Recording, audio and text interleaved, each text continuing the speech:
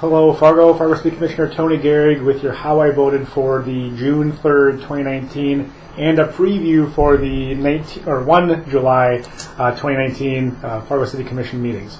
It's a beautiful day outside. I want to ride my motorcycle. This is my last video of the day, so I hope you enjoyed the videos and watched them and shared them with your friends. The only thing for the June 19th video or meeting was we decided on 64th Avenue South.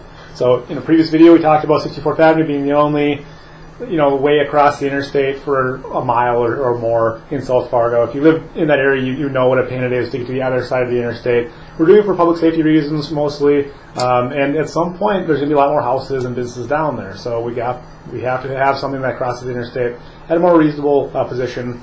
So we chose the good option, in my opinion. We're not going to have bike lanes on the damn thing, so that's good. It was $1 million cheaper to not have extra bike lanes. So it'll have a sidewalk, you'll have a walk, or you can ride on the sidewalk. You'll have a normal road without bike lanes. It's 64th Avenue South, which was an option, by the way, a really expensive one. So for the 1st July 2019 city meeting, this is your preview for that. There's going to be two things that are going to be interesting on the agenda. One is going to be a discussion revolving around the diversion authority. That's put on there by the mayor. You should watch this.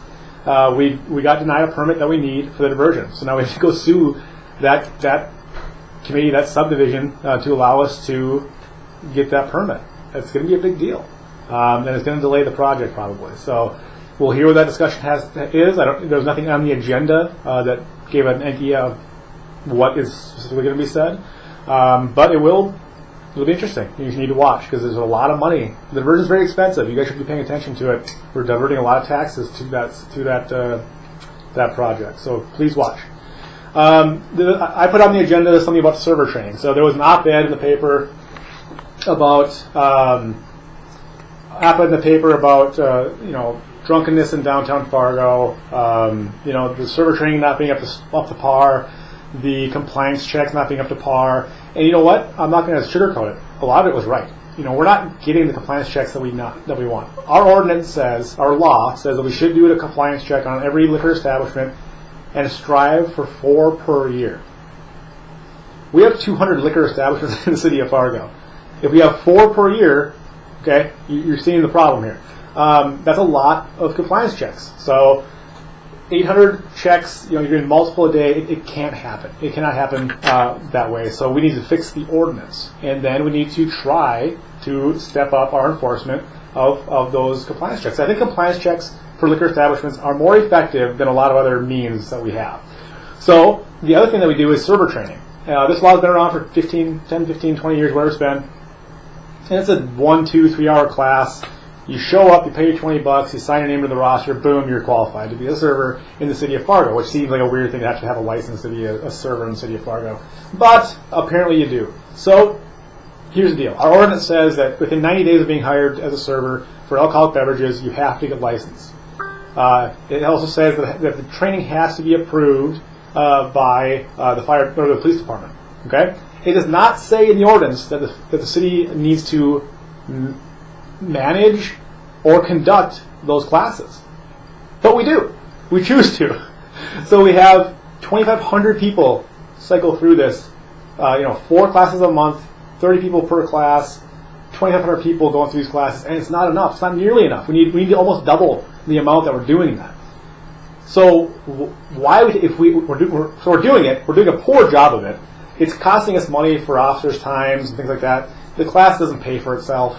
So why are we doing it? Okay, well, let's not do it. The ordinance says that you must train your servers. Okay, the business can train their servers.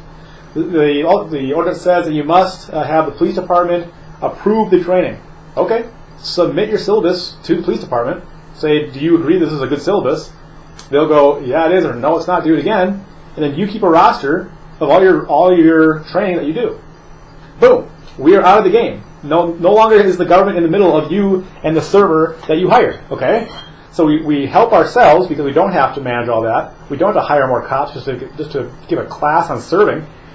The restaurants and bars must like it because they get to tailor their training to their individual needs because, Frank's Bar or Frank's Lounge in South Fargo is a lot different than the bowler, which is a lot different than River Lanes in North Fargo, every bar is different. They're different than the Hodo, quite frankly.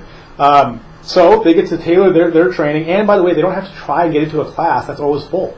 So it's not as though these businesses don't want to comply, because they can't because there's not enough classes. So the business can do it themselves. If the businesses want to get all together and have their own classes, fantastic. You do what you got to do. But it's not our job to teach you how to comply with the ordinance. So that's what I want to talk about at the City Commission meeting. Let's save the city money. Let's have less pain for the businesses. Boom, we're out of the game. Okay? So it's a beautiful day in Fargo. I'm going to go be done with the videos here for a while, ride some motorcycles. Please watch the video, share the videos, and watch how we're spending your tax dollars. Thanks, guys.